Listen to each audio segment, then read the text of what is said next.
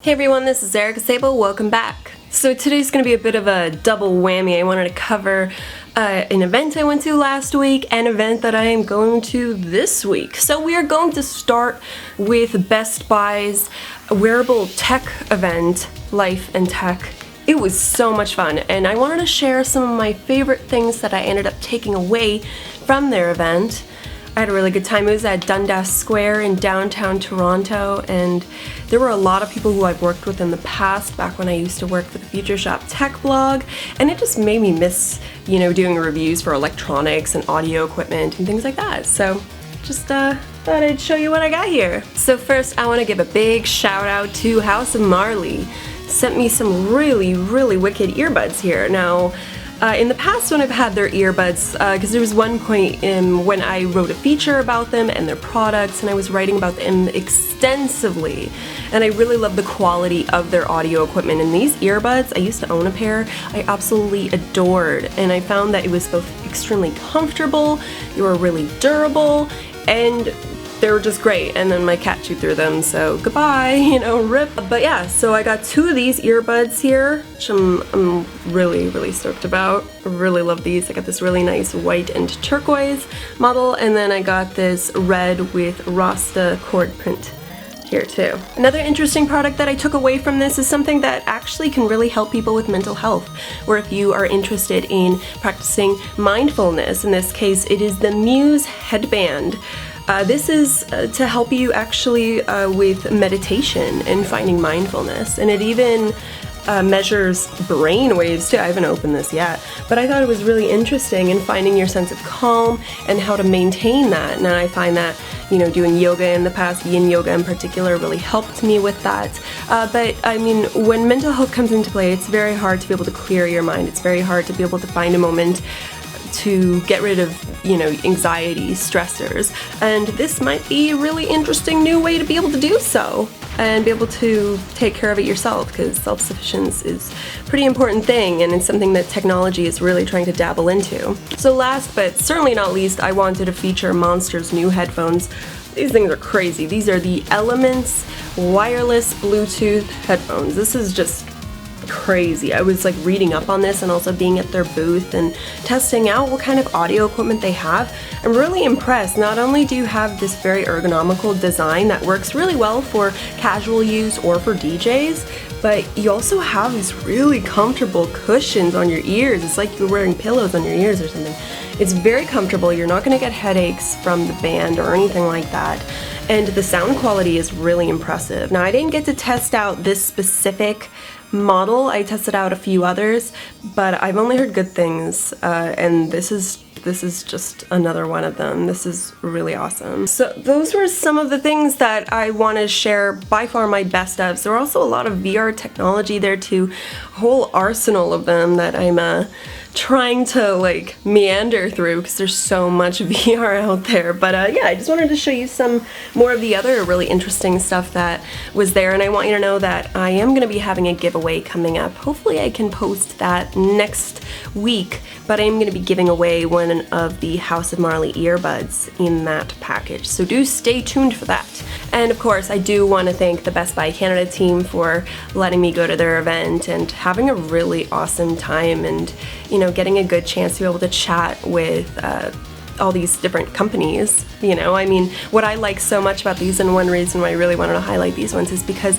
not only are their products great for each of the companies I had mentioned, but they're also they're so personable, whether it's House of Marley, Monster, or Muse. I'm just really impressed by that as a whole, so thought I'd give them a shout. So let's move on to the next part of this video. So if the cosplay doesn't speak for itself, I'm going to be cosplaying as Samus Aran, unlockable Samus in the first Metroid on the NES, for this year's FanExpo. Huge con here in downtown Toronto. Now, last time I showed you my arm cannon. Now it's finally done. So I wanted to show you a little bit about how I did make this. I made it out of Ava foam. I love using foam. I wanted to have a bit of a metallic look, but I also really wanted it to look realistic. So I weathered the shit out of this guy.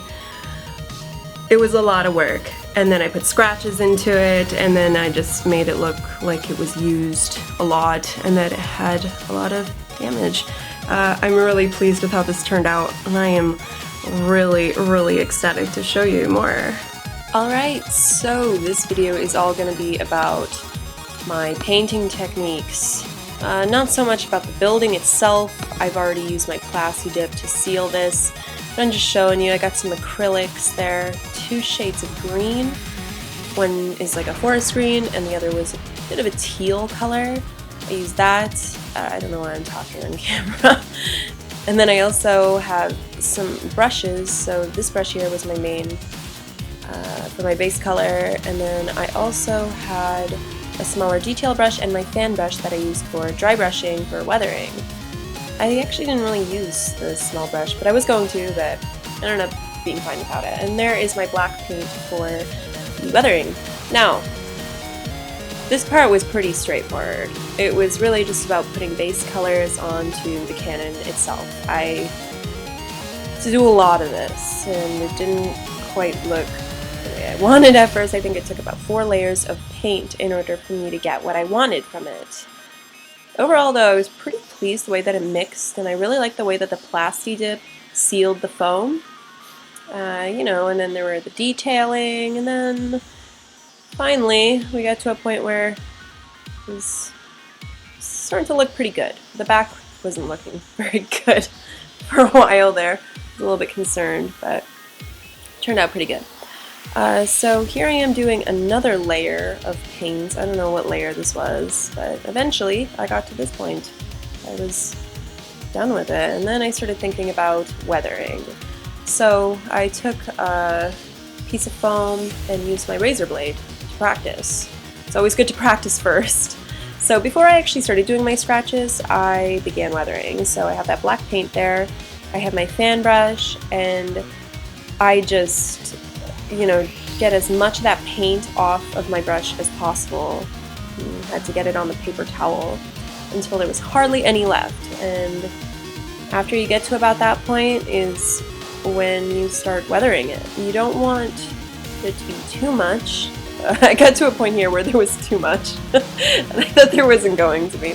So one really good solution for this, and something a lot of people tend to do, is they use a paper towel and you just rub it in the direction that you want the paint to go. It's really good for adding shadow and depth, and eventually you get to a pretty solid point. You know, it doesn't look great, it doesn't look bad, it's kind of just in between. It's hiding some of those really horrible cracks I have on the bottom. I just kept working at it and just got the rest of the detailing on the cannon, and it started coming together. It's a very slow process, a lot of patience, and this is when I started doing my scratches. So here's some of those.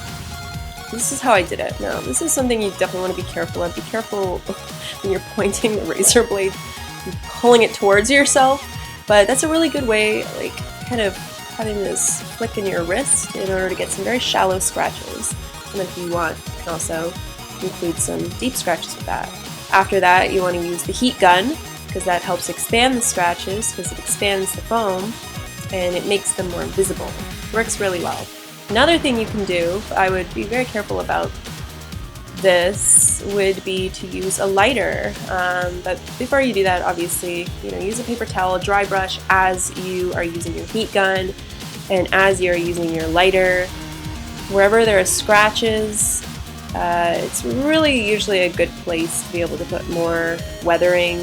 You want it to be more worn out. I really love the look of the lighter hitting the foam because it bubbled really nicely, way better than the heat gun did. I would not recommend doing this inside, so please don't do what I did here. I don't know how toxic this was. I didn't do it very much though, but yeah, be careful with that. I like to live on the dangerous side, I guess. But yeah, so wherever you see some really deep burns and scratches is a great place to just add more of the black paint. You want it to look that much more worn out. So in the end, I was really pleased with the turnout for this cannon and had a really great time. It was a really great experiment with foam. So I hope that gave you a little bit of an idea on what my painting process is like. Here I am with my baby Metroid. But yeah, so I am going to be at FanExpo. That's kind of what the whole teaser is all about here. I'm going to be there on Friday, Saturday, and Sunday. Friday and Sunday I'm going to be inside in the showroom doing interviews and having fun, and let's see, Saturday I'm going to be outside. So if you want to catch me, those 3 days are probably the best way to. I'm going to be there with my crew.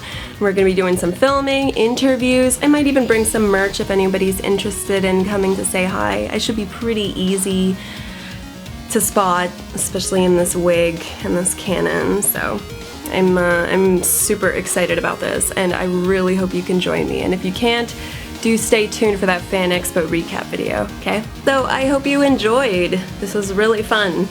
Little two-parter video. Once again, I want to thank everybody at Best Buy who invited me to the tech show that happened last week in Dundas Square, and I want to give a big, happy thank you to everybody here for offering me as much support as you did for this cosplay that I will be showcasing. It's been like 2 years in the making, guys, so I'm really happy that it's finally happened. Anyways, I will see you all later. Please do stay tuned. There's been a lot of things coming up, so do check out social media, my Instagram, Twitter, Facebook fan page. There's a lot of stuff going on that you may or may not know about, and stuff that I'm really excited to announce very soon too. So I will see you all later, okay? Alright, peace.